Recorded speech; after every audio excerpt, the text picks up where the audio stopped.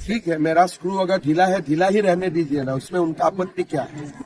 लेकिन सुबह शाम पागल जैसा मैं तो नहीं बचता हूँ, मैं मकसद लेके ही काम करता हूँ। स्क्रू ढीला है मेरा तो रहने दीजिए, वो वैसे ही ठीक है। ये मैं नहीं कह रहा हूँ, ध्यान रखिएगा, ये मेरे शब्द नहीं हैं। हेमंता बिस्वा शर्मा ने खुद अपने बारे में ये कहा है। क्यों? क्योंकि कुछ दिन पहले कुछ दिन क्या 2 दिन पहले उन्होंने एक बहुत ही भयंकर बयान दिया था, जब उन्होंने लोगों से अपील की थी कि मियाँ मुसलमानों को तंग करो।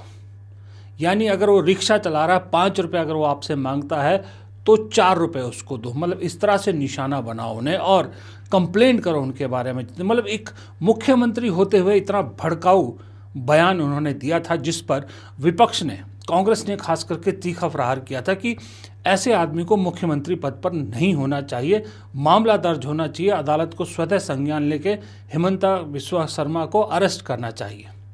उसी में किसी ने लिखा था कि शायद हेमंता बिस्वा शर्मा का स्क्रू ढीला हो गया है, और हेमंता बिस्वा शर्मा मान रहे हैं कि अगर ढीला है तो रहने दो, मैं उसके लिए तैयार हूं, या जो भी है ठीक कह रहे हैं। अब सेल्फ रियलाइजेशन बोलिए इसको, या कुर्सी जाने का डर बोलिए, या कुर्सी बचाने के चक्कर में अंट शंट जो मुंह में आ रहा है इस वक्त वो हेमंता बिस्वा शर्मा बोल रहे हैं, लेकिन हो एक्सपोज रहे हैं, रोज़ाना एक्सपोज हो रहे हैं।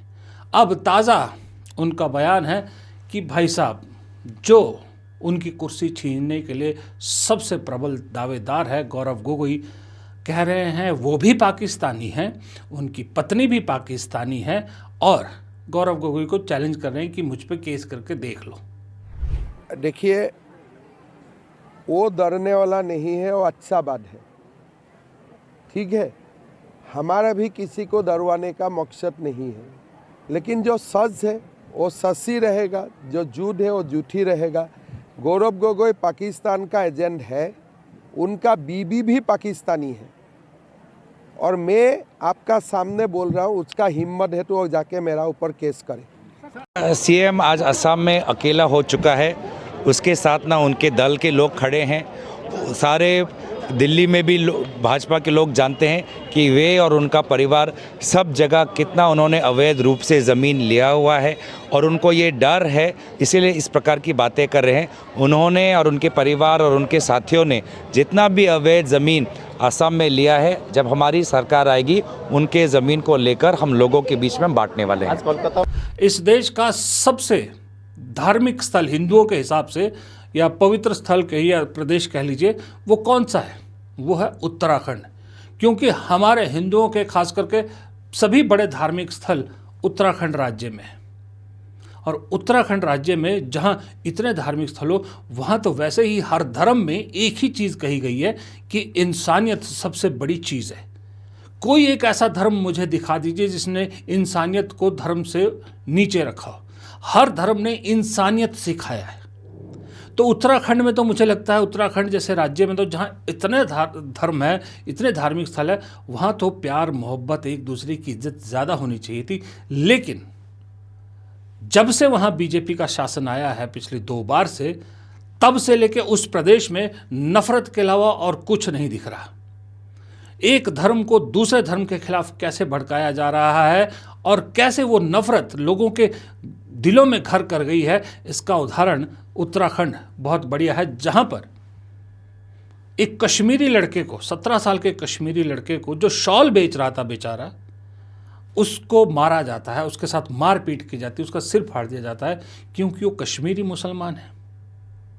फिर कहते हैं कश्मीर हमारा अभिन्न हिस्सा है। तो कश्मीर अगर हिस्सा है तो कश्मीर में रहने वाले हमारा हिस्सा कैसे नहीं है? इसी उत्तराखंड में कुछ दिन पहले एक त्रिपुरा के लड़के को चाइनीज कहकर जान से मार दिया गया, हाथ धोना पड़ा उसे।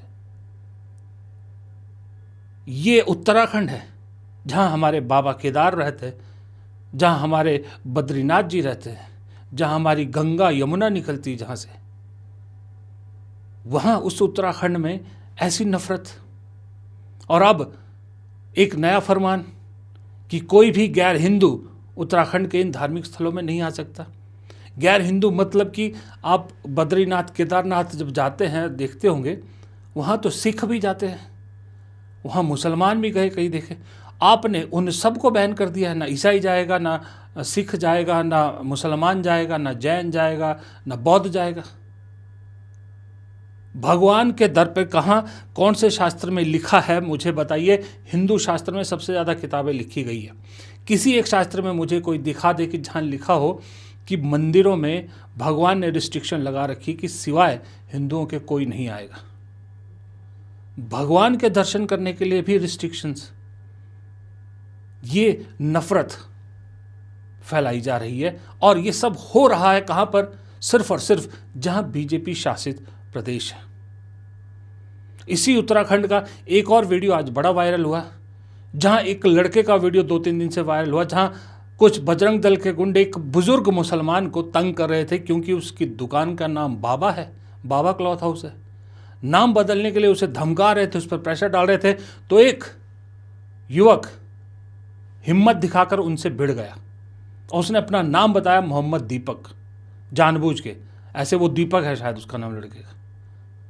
वो वीडियो वायरल है। उस वीडियो की वजह से आज उस बंदे को दोबारा वीडियो बनाना पड़ा। उसने डाला कि भाई ये हिंदुस्तान सबके लिए, इसको प्यार मोहब्बत चाहिए, ना कि नफरत चाहिए। ऐसे दीपक इस देश को बहुत सारे चाहिए आज की डेट में, बहुत सारे।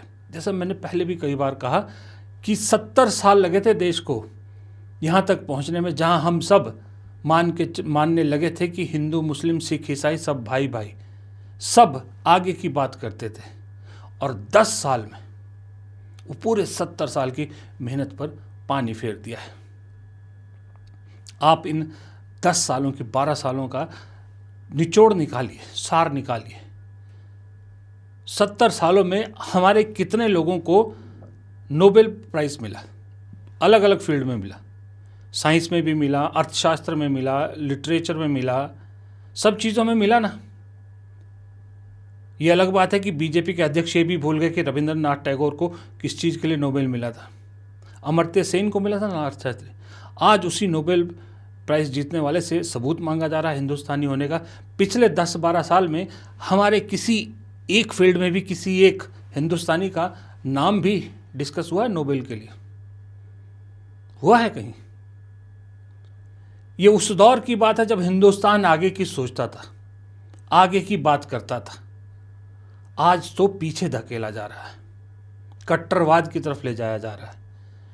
शिक्षा को आगे बढ़ाने की बजाय शिक्षा को पीछे ले जाया जा रहा है। शिक्षा के सुधार के नाम पर क्या हो रहा है? शिक्षा के सुधार के नाम पर हो रहा है कि इसका कंट्रीब्यूशन कम कर दो, कांग्रेस का कंट्रीब्यूशन कम कर दो, नेहरू का कंट्रीब्यूशन हटा दो, गांधी का हटा दो, मुगलों को हटा दो और उसकी जगह वो जोड़ दो जो ऐतिहासिक रूप से प्रूव्ड है, जिन्होंने इस देश की आज़ादी के खिलाफ काम किया था।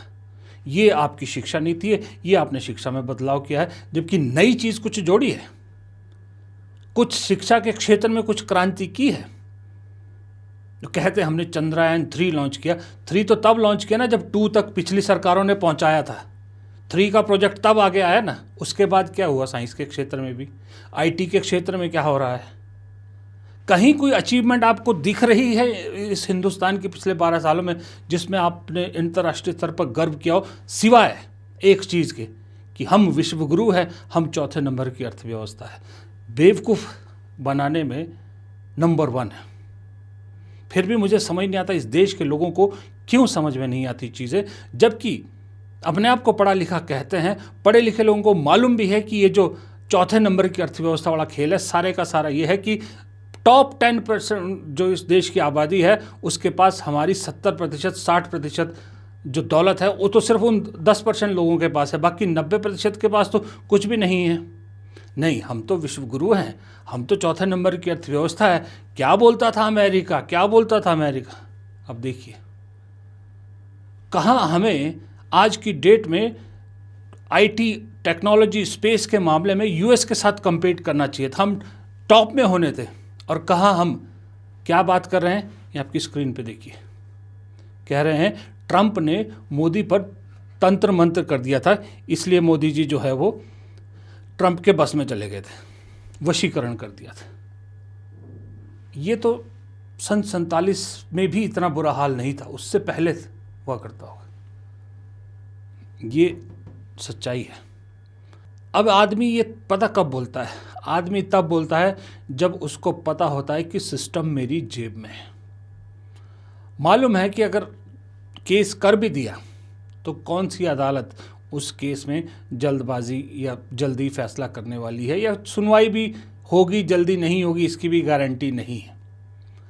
लेकिन सवाल हिमंता बिस्वा शर्मा से यही है मेरा, आप प्रदेश के मुख्यमंत्री हैं, केंद्र में सरकार आपकी, प्रधानमंत्री आपके, गृह मंत्री आपके, इंटेलिजेंस एजेंसीज आपकी, सिक्योरिटी एजेंसीज आपकी, और जो कार्रवाई करने वाली एजेंसीज है वो आपकी।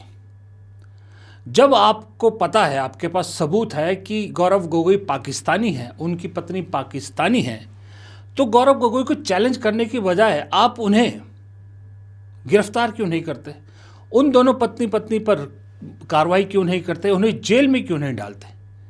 चैलेंज तो वो करता है ना जिसके हाथ में सत्ता ना हो और सत्ता वाले को चैलेंज करे कि तुम में दम है, सत्ता तुम्हारे पास है, मुझ पे केस करके दिखा दो। आपके पास तो पूरा तंत्र है, आपके पास तो पूरा सिस्टम है। आप क्यों नहीं गौरव गोगोई को गिरफ्तार कर रहे? क्यों उन पर कार्रवाई नहीं कर रहे? 1.5 साल हो गया बस इसी तरह की बयानबाजी कर रहे हैं। और गौरव गोगोई की पत्नी जो विदेशी हैं, उनको भी पाकिस्तानी बोल रहे हैं, गौरव गोगोई को भी पाकिस्तानी बोल रहे हैं। ये बयान देने से पहले शर्मा जी सोचते नहीं होंगे कुछ भी? ये छोड़िए, मियाँ मुसलमानों पे क्लैरिफिकेशन दे रहे हैं कि मियाँ मुसलमान में उनको कहते हैं असम में जो बांग्लादेशी है, जो बांग्लादेशी मुसलमान है, मैंने उनके बारे में बोला था, मियाँ मुसलमान मैंने उनके बारे में कहा था कि उन्हें तंग करो और उन्हें कम पैसे दो, इस तरह से उनका बहिष्कार करो। फिर वही बात, अरे भाई साहब, आप भूल जाते हो कि आप मुख्यमंत्री हो। आपको अगर मालूम है कि आपके प्रदेश में फला आदमी बांग्लादेशी घुसपैठिया है, तो उससे 5 रुपए की जगह 4 रुपए देने की बजाय आप उसे देश से बाहर क्यों नहीं कर देते? उसे प्रदेश से बाहर क्यों नहीं कर देते? केंद्र सरकार को बताते क्यों नहीं है कि ये इलीगल है यहाँ पर हमारे प्रदेश में, इसे बाहर कीजिए। ऊपर से गृह मंत्री भी जा रहे हैं वहाँ पर, आज गए अमित शाह जी, प्रधानमंत्री भी पहले गए थे, वो भी यही कह रहे हैं कि कांग्रेस जो है घुसपैठियों को सपोर्ट करती है, असम में बांग्लादेशी घुसपैठी घुसे। 12 साल से पूरा सब कुछ सिस्टम आपके पास है। कह रहे हैं कि मियाँ मुसलमानों को टारगेट कीजिए, उन्हें पैसे पूरे मत दीजिए, लेकिन उनके खिलाफ कार्रवाई नहीं करेंगे। क्यों नहीं करेंगे? क्योंकि जानते हैं ना कि खुद को भी नहीं पता कौन बांग्लादेशी है, कौन भारत का मुसलमान है, बस मुसलमान शब्द जुड़ा है, इसलिए आप उनको निशाना बनाइए। और मुख्यमंत्री रहते हुए इस तरह की भाषा का इस्तेमाल करते, मुख्यमंत्री रहते हुए इस तरह के बयान देते, मुख्यमंत्री रहते हुए एक समुदाय को निशाना बनाते, आप एक धर्म के लोगों को। क्यों आपने कहा कि 22 सीटों पर हम कैंडिडेट ही खड़े नहीं करेंगे क्योंकि वो हमें वोट नहीं देते? क्यों आपने मैसेज दिया पूरे देश को कि मुसलमानों के यहाँ पर बीजेपी ना कैंडिडेट खड़े करेगी, तो जाहिर सी बात है उनका कोई काम भी नहीं होगा। छोटे छोटे काम के लिए बेचारों को, मुसलमानों को कहाँ कहाँ धक्के खाने पड़ेंगे। ये माहौल पूरे देश का कर दिया है। पूरे देश में इस वक्त क्या चल रहा है, मैं आपको एक छोटी सी झलक दिखाता हूँ। ये देखिए, ये 70 साल का एक शख्स है, जफ़र अली, मिदनापुर, वेस्ट बंगाल में, वेस्ट मिदनापुर का बंगाल में। इस शख्स को देखिए, 70 साल की उम्र में ट्रंक भर के कागज़ लेके जा रहा है चुनाव आयोग के दफ्तर में, ये साबित करने के लिए कि वो कोई घुसपैठिया नहीं, इस देश का वासी है। सिवाय बर्थ सर्टिफिकेट के इस शख्स ने हर एक कागज़ जो उपलब्ध हो सकता था वो इकट्ठा किया और पूरा ट्रंक भर के कागज़ लेके गया है, क्योंकि SIR में इनसे सबूत मांगे गए होंगे। ये इस देश की हालत हो गई है, और ये इस देश के सिर्फ मुसलमानों के साथ नहीं, अब तो हमने देख लिया कि अब तो हिंदुओं में भी यही हालत है। जब आप अमर्त्य सेन से सबूत मांगते हैं भारतीय होने का, आप सुभाष चंद्र बोस के खानदान से सबूत मांगते हैं भारतीय होने का, तो इसमें हिंदू मुसलमान भी नहीं रहा। अब तो सीधा सीधा है कि जो इनके लोग हैं उनके लिए सब माफ़ है, जो नहीं है उनको सबको इस तरह से तंग किया जाएगा। ये इस देश की हालत हो गई है। इस देश में जहाँ जहाँ बीजेपी का शासन है वहीं वहीं पर ये सारी हरकतें क्यों होती हैं, वहीं सब ये घटनाएं क्यों होती हैं। एक और उदाहरण है, जितने नफरती भाषण हैं उस सब के सब में टॉप में कौन आते हैं?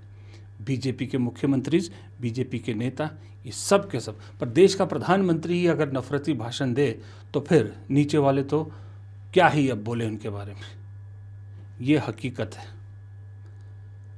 लेकिन हर चीज़ की एक चरम आता है, और चरम जिसको कहते हैं ना, जब उस चरम का अंत शुरू होता है ना, उस चरम के बाद जो गिरावट शुरू होती है वो ऐसे नहीं होती, वो सीधी फ्लैट गिरती।